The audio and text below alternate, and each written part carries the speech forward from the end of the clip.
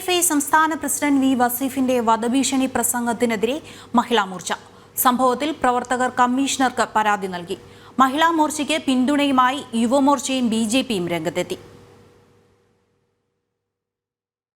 മദ്യപാനികളുടെയും സാമൂഹിക വിരുദ്ധരുടെയും താവളമായി കോന്നാട് ബീച്ച് മാറിയതോടെയാണ് മഹിളാ മോർച്ച പ്രതിഷേധവുമായി രംഗത്തെത്തിയത്. ചൂലുപയോഗിച്ചുകൊണ്ട് പ്രതീകാത്മകമായി പ്രതിഷേധിക്കുകയും ചെയ്തു. എന്നാൽ സംഭവത്തിൽ ഡിവൈഎഫ്ഐ സംസ്ഥാന പ്രസിഡന്റ് വി വസീഫ് രംഗത്തെത്തിയത് വധഭീഷണി പ്രസംഗവുമായാണ്.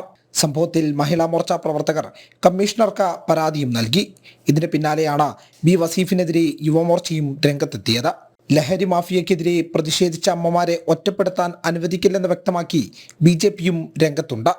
പെൺകുട്ടികളെ കെണിയിൽ കൊടുക്കുന്ന ലഹരി മാഫിയക്കെതിരെ വലിയ പ്രതിഷേധ പരിപാടികളാണ് ബിജെപിയുടെ നേതൃത്വത്തിൽ നടത്താനൊരുങ്ങുന്നത്. ജനം, കോഴിക്കോട്.